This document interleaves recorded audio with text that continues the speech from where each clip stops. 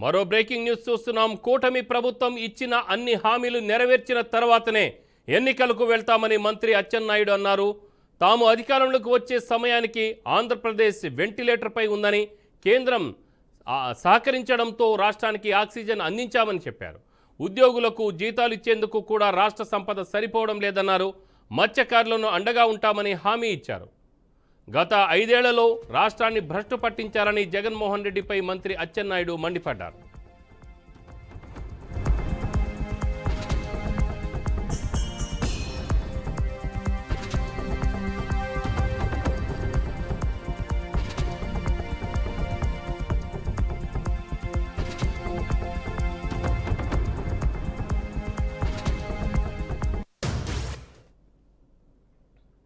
దీనిపై మరింత సమాచారం మా ప్రతినిధి నందిని ఫోన్ లైన్లో అందిస్తారు. Nandini, good afternoon Ramarao. ఏదైతే ఓఎన్జీసీ కార్యకలాపాల వల్ల నష్టపోయిన 23,450 మంది మత్స్యకారులకైతే ఈ రోజు 148 కోట్ల రూపాయల నష్టపరిహారాన్ని చెక్కులను అయితే ముమ్మిడివరం ఎమ్మెల్యేతో పాటు ఈ రోజు కోనసీమ ఏదైతే ఇన్ఛార్జ్ మంత్రి అయితే ఉన్నారో అచ్చెన్నాయుడు సమక్షంలో అయితే ఈ రోజు తాళరేవు మండలం కోరింగ సభలో అయితే మత్స్యకారులకైతే చెక్కుల పంపిణీ కార్యక్రమాన్ని ఈ రోజు ప్రారంభించారు. అనంతరము ఆయన సభలో కొన్ని వ్యాఖ్యలు కూడా చేశారు. ఏదైతే రాష్ట్రాన్ని వైఎస్ జగన్ 5 సంవత్సరాల పాటు భ్రష్టు పట్టించారని మంత్రి అచ్చెన్నాయుడు కూడా దుయ్యబట్టిన పరిస్థితి ఉంది. తాము అధికారంలోకి వచ్చేసరికి రాష్ట్రం ఒక వెంటిలేటర్ పై ఉందని, అయితే కేంద్రం సహకారంతో ఆక్సిజన్ అందినట్లు కూడా తెలిపారు. అంటే మత్స్యకారులకు నష్టపరిహారం కార్యక్రమంలో ఆయన ఈ విధంగా మాట్లాడము అన్నది తెలుస్తుంది. అన్ని హామీలు నెరవేర్చాకే ఎన్నికలకు వెళ్తామని ఆ రోజు మేము హామీ అయితే ఇచ్చాము. రాష్ట్ర సంపద ఉద్యోగుల జీతాలకే సరిపోవడం లేదు కానీ మత్స్యకారులు మాత్రం మేము ఆదుకుంటున్నామని తెలిపారు. అయితే ఏదైతే ఈ సముద్రంలోని వేటకు మత్స్యకారులకు సంబంధించి విరామం కూడా ఉంటుందో విరామం సమయంలో ఏదైతే మత్స్యకారుల భృతి అయితే పెంచుతామన్నామో అదే రీతిలో కూడా మత్స్యకారులను కూడా ఆదుకుంటామని తెలిపారు. అంటే గత ప్రభుత్వంలో చూసుకున్నట్లయితే ఏదైతే 2013లోనే ఓఎన్జీసీ అయితే జిఎస్పిఎస్ సంస్థ అయితే విలీనం అయిపోయింది. విలీనం అయిపోయిన తర్వాత చాలా వరకు కూడా వాళ్ళకి ఇస్తానన్న నష్టపరిహారం అప్పట్లో ప్రభుత్వం ఇవ్వకపోయినా సరే 2014 నుంచి 19 వరకు అరకొరగా అయితే చంద్రబాబు నాయుడు అప్పుల్లో ఇచ్చారు. మళ్ళీ 2019 నుంచి 2024 వరకు వైసీపీ ప్రభుత్వంలో దాదాపు ఏదైతే 23,458 కుటుంబాలు ఉన్నాయి, అంటే 5 విడతల కింద 640 కోట్లు కూడా అప్పుల్లో జగన్ బటన్ నొక్కి ఈ ఏదైతే వాళ్ళ అకౌంట్లకు వేసే కార్యక్రమాన్ని కూడా ఎండింగ్ లో ఇచ్చారు. దాని తర్వాత మళ్ళీ ఇప్పుడు ఏదైతే కూటమి ప్రభుత్వం అధికారంలోకి వచ్చిన తర్వాత మొట్టమొదటిసారిగా అయితే మొదటిగా వీళ్ళు ఈ రోజు ఏదైతే ఈ కార్యక్రమాన్ని తలపెట్టారో మత్స్యకారులు నష్టపోకూడదు, వారికి కూటమి ప్రభుత్వం ఎప్పుడు కూడా అండగా ఉంటుందని ఇదొక ఎగ్జాంపుల్ అని చెప్పేసి ఈ రోజు అచ్చెన్నాయుడు కూడా చేసిన వ్యాఖ్యలు కూడా మనం చూసాం. ఏదైతే మొత్తానికి 148 కోట్ల రూపాయలను ఏదైతే ఈ చమురు నిక్షేపాలకు సంబంధించి నష్టపోతున్న ఏదైతే మత్స్యకారులు ఉన్నారో మత్స్యకారుల కుటుంబాలను కూడా ఆదుకుంటామో, అలాగే వారికి ఏదైతే రావాల్సిన నష్టపరిహారం ఉందో కూడా దాన్ని అందిస్తున్నామని చెప్పారు.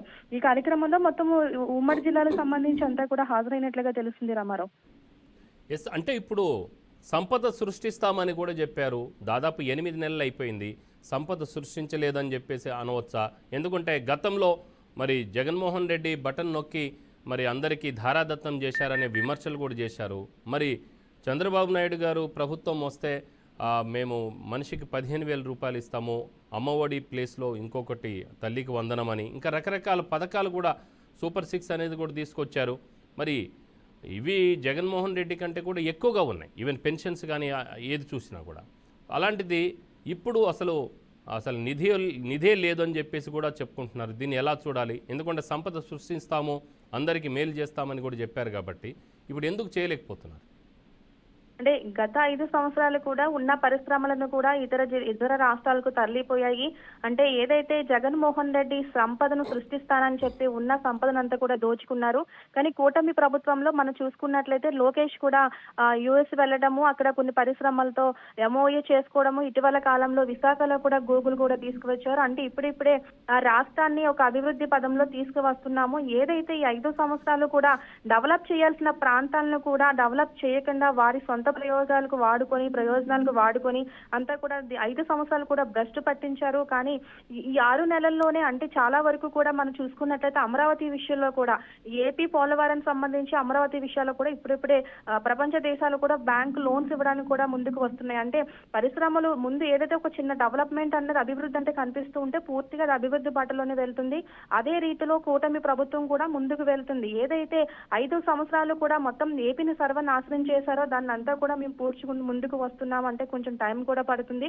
అదే నిన్న కేబినెట్ లో కూడా మనం చూసాం కొన్ని సంబంధించి కూడా ఏదైతే సూపర్ 6 సంబంధించి కొన్ని ఆమోదాలు కూడా పలికారు. ముఖ్యంగా ఏదైతే అనకాపల్లిలో కూడా మనం రేపు రాబోయే మోడీ కూడా కొన్ని శంకుస్థాపన కార్యక్రమాలు కూడా రాబోతున్నారు. ఇవన్నీ కూడా సంపద సృష్టించడానికే ఉంటుంది. కాబట్టి ఏదైనా సరే 5 సంవత్సరాలు భ్రష్టు పడిపోయిన రాష్ట్రాన్ని ముందుకు తీసుకెళ్లాలంటే కొంచెం టైం కూడా పడుతుంది.